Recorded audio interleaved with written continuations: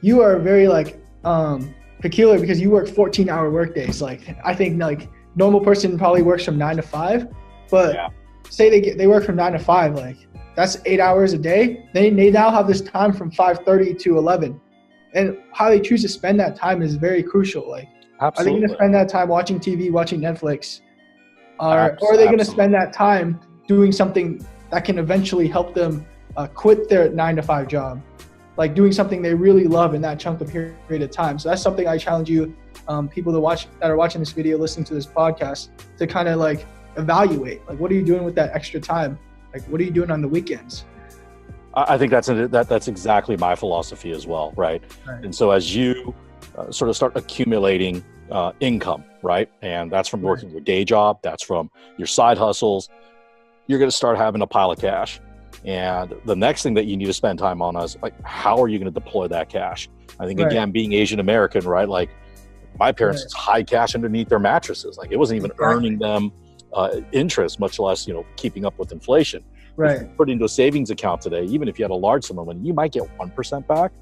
But now you got to spend time looking at, how do I research what types of investments are right for me?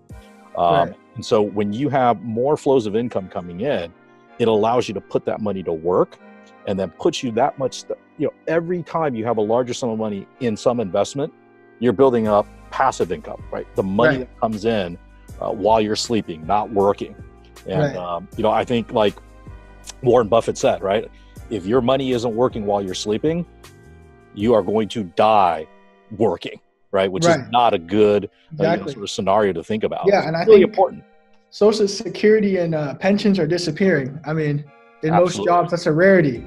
Like if we look back 50, 60 years ago, there was a lot of manufacturing jobs where, you work 40 years, you get a nice pension to enjoy for the last 20 years of your life. But now, like, Social Security is disappearing, pensions are gone, and like the only way to save for retirement is 401ks now. And with 401ks, usually 401k will get you to retirement, but your road to retirement is going to be tough because you're always going to be saving. Well, let me tell you the tough part of our 401ks. The tough part of our 401ks is, once that money is in there, it's locked in. If you want to withdraw it, you could do it through a loan. But it sort of defeats the purpose. For the people that don't know, what is a 401k? So a 401k plan is a retirement program that private companies often offer to their employees. And what you're allowed to do is to take up to, I think, $19,000 a year at this point, and put it into this account. And that $19,000 gets taken out of your income. So you reduce your taxes today. So that sounds great and all. But here's the problem. The problem with it is that $19,000 every year that you put into your 401k, you don't really have ready access to it. It's locked in there. And a lot of 401k plans, and depending on what you choose your investments in, there's fees. So they actually erode your return. And then the second thing is, it's not that it's tax-free. When you are of age, when you get to 65 and you're ready to retire, and they're, first of all, mandatory withdrawals, so you have to start taking it out. And when you withdraw it, they tax it. So, the whole 401k thing is something that I encourage younger people to think about. I'm not saying there's no circumstance you should invest in.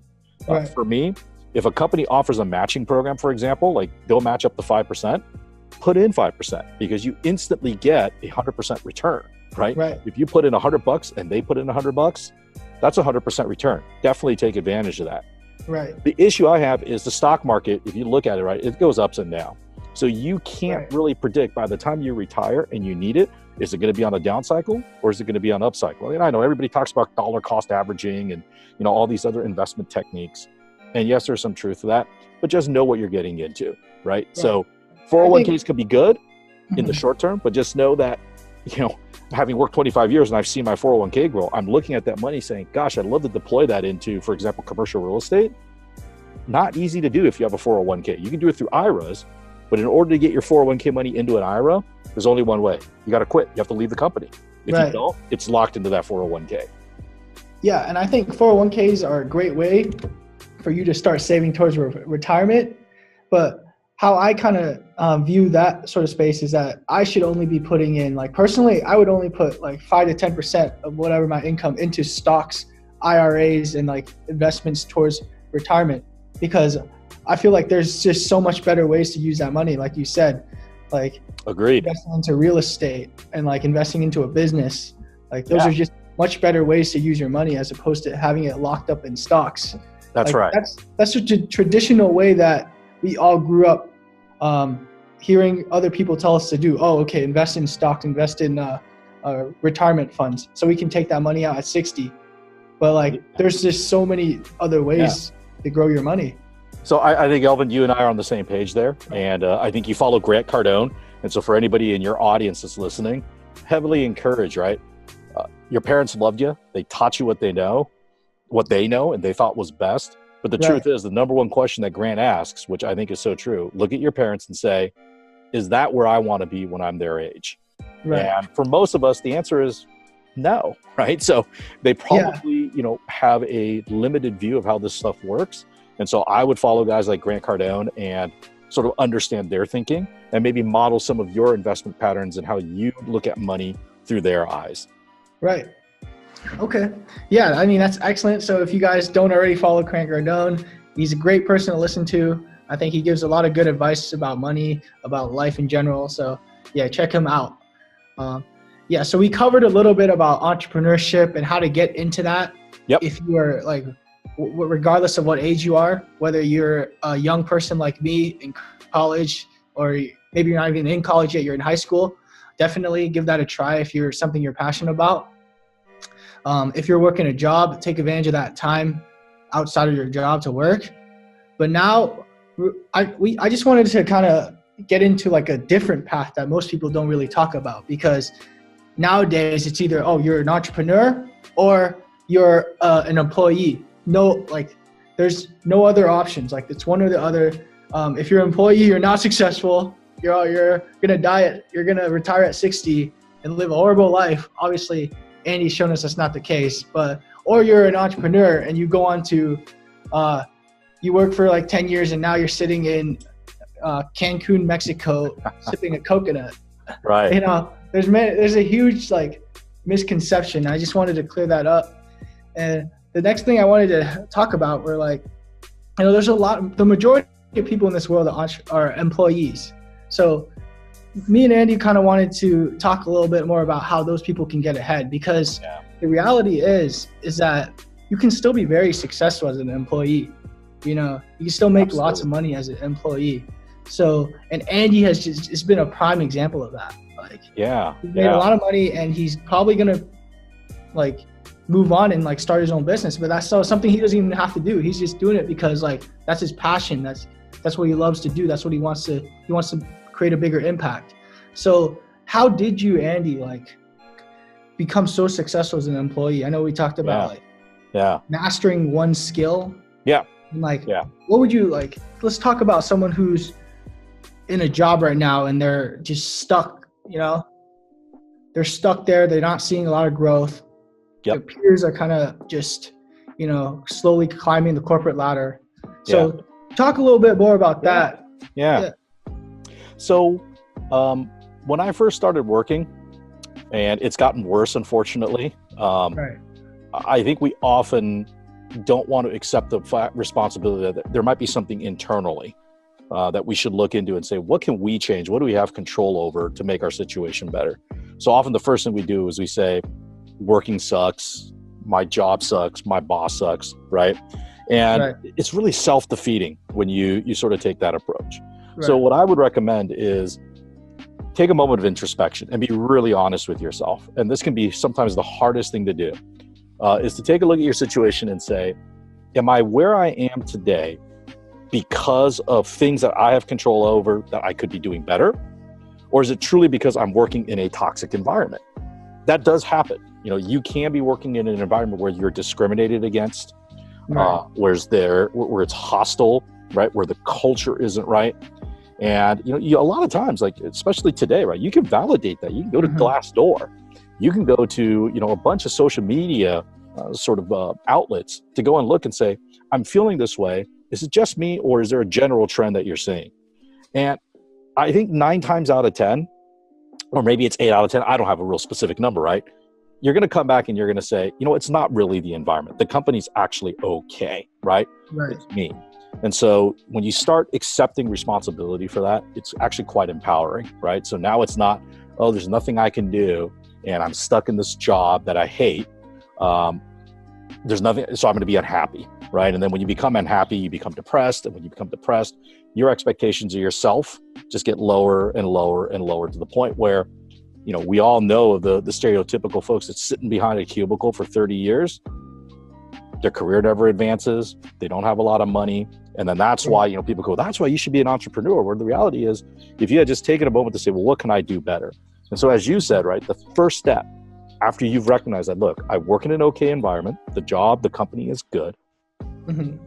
You need to realize, why were you hired? Were you hired as a software engineer? Were you hired as a project manager?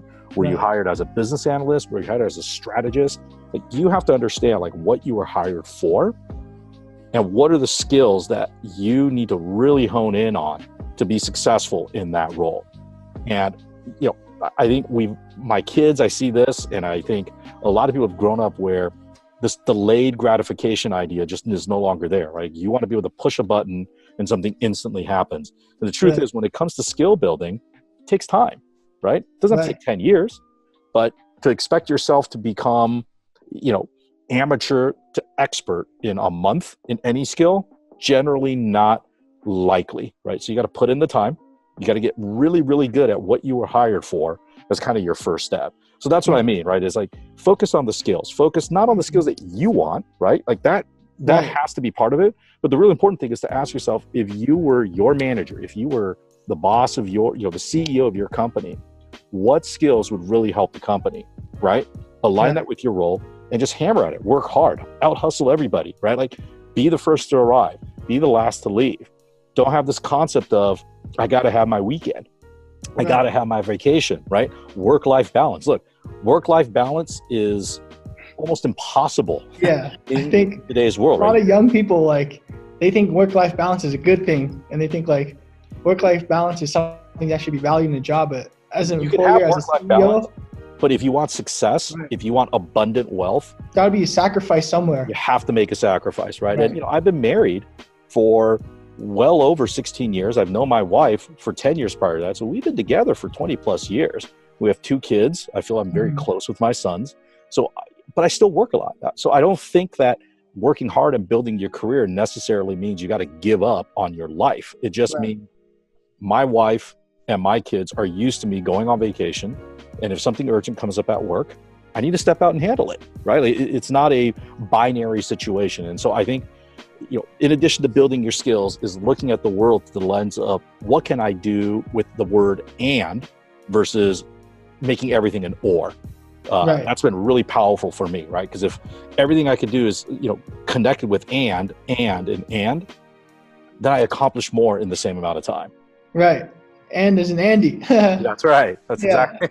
So anyways, that's my thought, is like, you really want to build your skills, because that's your foundation. If you don't have skills, you know, at the end of the day, you're going to hear a lot about everything else in the world, but skills are your number one thing you got to build. Okay. Let's say